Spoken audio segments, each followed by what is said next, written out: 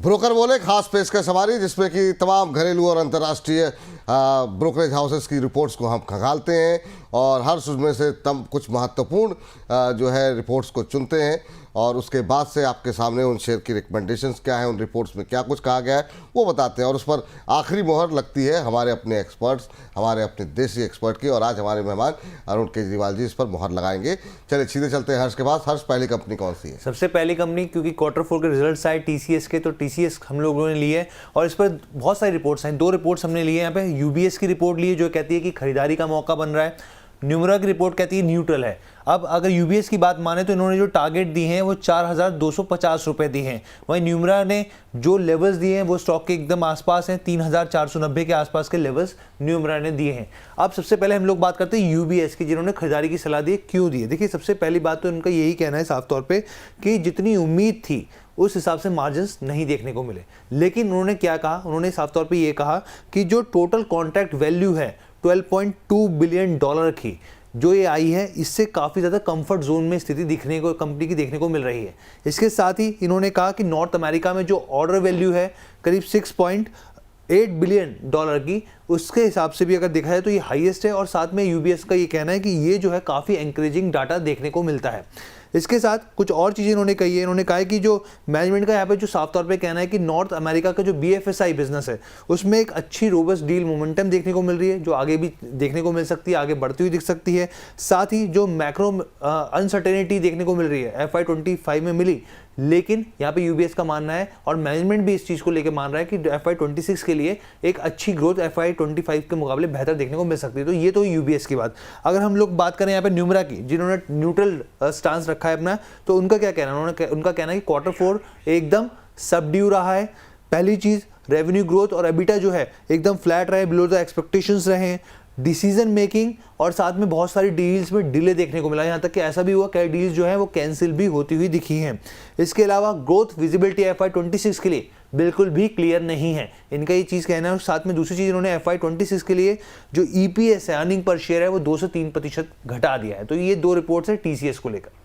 तो रिपोर्ट है TCS को लेकर के। सर, TCS के नतीजे आए, नतीजे उतने अच्छे नहीं रहे, आप कैसे देख रहे हैं? 2 ब्रोकरेज हाउसेस की अलग अलग राय यहाँ पर। देखिए, TCS दिग्गज कंपनी है अपने सेक्टर में।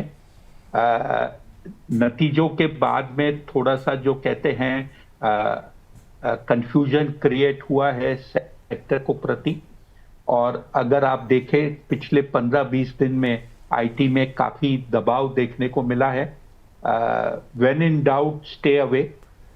इसका कंफर्मेशन तब मिलेगा जब एक और कंपनी के नतीजे आएंगे और 2 कंपनी के सामने जब आप कंपेयर करोगे तो मार्जिन में क्या ड्रॉप है, ऑर्डर फ्लो में क्या पोजीशन है, किस टाइप की एट्रिशन रेट देखने को मिली है, ये 2 कंपनी को कंपेयर करके ये निर्णय लिया जा सकेगा कि क्या ये एक अट्रैक्टिव बाई बन जाता है मीडियम टर्म के लिए या इसको अवॉइड करना चाहिए। आज मेरे ख्याल से इसमें मैं ओपिनियन नहीं दूंगा कि निवेश करना चाहिए कि नहीं।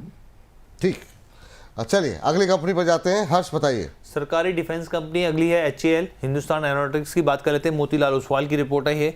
खरीदारी की सलाह दी है, 5,100 रुपये का टारगेट दिया। अभी 4100 के भाव के आसपास स्टॉक ट्रेड कर रहा है, यानी हर स्टॉक पर 1,000 रुपये का यहाँ पर इन्होंने एक उछाल की एक उम्मीद संभावना जताई है। यहाँ पर क्यों जताई है वो बताते हैं। देखिए, इनका ये कहना है कि कंपनी जो है इंडिजीनियस मॉडल से अब धीरे धीरे शिफ्ट कहाँ कर रही है, लाइसेंस बिजनेस मॉडल की तरफ शिफ्ट करने की कोशिश कर रही है, पहली चीज़।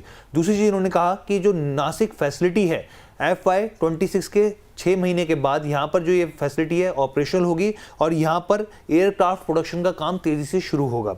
दूसरी चीज़ इन्होंने कहा कि FY 25 से लेकर 27 के बीच जो तेजस ऑर्डर हैं वो आप ये समझिए कि एक तो ऑर्डर और मैन्युफैक्चरिंग को अगर मिला दिया जाए यहाँ पे तो उसका असर रेवेन्यू पर 29% कंपाउंड एनुअल ग्रोथ के तौर पर देखने को मिल सकता है, यानी कि जो यहाँ पर रेवेन्यू के मोर्चे पे एक अच्छी स्थिति देखने को मिल सकती है। इसके अलावा जो ऑर्डर्स तेजस को लेकर मिले वो फाइनल स्थिति में पहुँचते दिख रहे हैं। साथ ही इन्होंने कहा कि जो FY 26 के लिए जो कामकाजी मुनाफा है वो 25% बढ़ने की उम्मीद है। FY अगर यहाँ पर 26 की बात करें यहाँ पर तो 27% बढ़ोतरी देखने को मिल सकती है। ठीक, सर अचल, काफ़ी लंबे समय से हम लोग बात कर रहे हैं डिफेंस को लेकर के, अभी क्या करना चाहिए सर? आप सहमत हैं इस रिपोर्ट से मोतीलाल ओसवाल की? सर देखिए, इसमें इसका जो लो बना था वो 3100, 3050, 3100 के आसपास बना था मार्च के शुरुआत में, जब आपने मार्केट ने लो बनाई थी। वहां से करीब करीब ये 1000 रुपया बढ़ चुका है। एक करेक्शन भी उसमें दिया है। अपॉर्चुनिटी बड़ी दिख रही है, क्योंकि जो तेजस एयरक्राफ्ट के लिए इंजन की एक तकलीफ हो रही थी, उसकी डिलीवरी भी शुरू हो गई है। तो अब एयरक्राफ्ट की डिलीवरी भी शुरू हो जाएगी। तो मेरे ख्याल से हाल के लिए पॉजिटिव न्यूज़ फ्लो जारी है, इसमें निवेश किया जा सकता है। लेकिन जैसे मैं बार बार राय देता हूं, स्टॉप लॉस रखिए। स्टॉप लॉस आपको और आपकी सुरक्षा को बढ़ाता है, उससे कतराइए मत। उससे कतराइए मत। चलिए, अब आखिरी की दो कंपनियां बची हैं, समय की थोड़ी कमी है। हर्ष बताइए दोनों कंपनियां एक साथ। जी, जो तीसरी कंपनी है टाटा स्टील की हम लोग बात कर लेते हैं। यहाँ पे टाटा स्टील को मैक्वेरी की रिपोर्ट है, आउट परफॉर्म की रेटिंग दी है, 156 रुपये का टारगेट दिया। अब इन्होंने क्या कहा है, देखिए इन्होंने कहा है कि FY 26 से लेकर 27 के बीच कंपनी क्या है, बहुत ही इंपॉर्टेंट कदम इन्होंने उठाया है। नीदरलैंड ट्रांसफॉर्मेशन प्रोग्राम, एक प्रोग्राम का शुरुआत की है इन्होंने, जो कि इससे फायदा क्या होगा, 500 मिलियन यूरो जो है वो सेव होते हुए, कॉस्ट सेविंग होती हुई दिखेगी।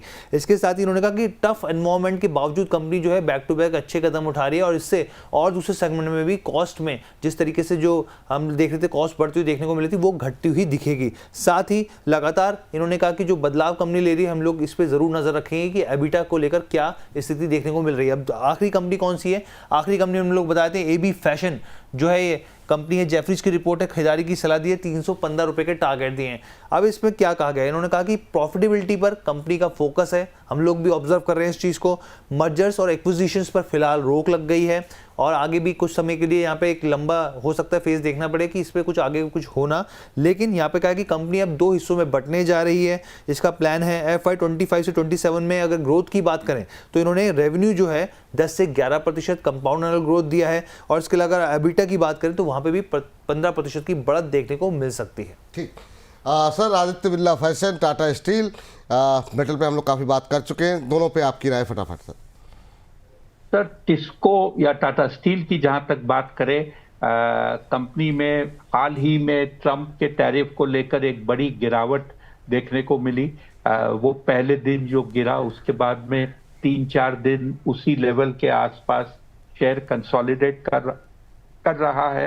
चार्टिकली अब ऐसा लग रहा है कि शेयर कंसोलिडेट होकर ऊपर की तरफ चलेगा।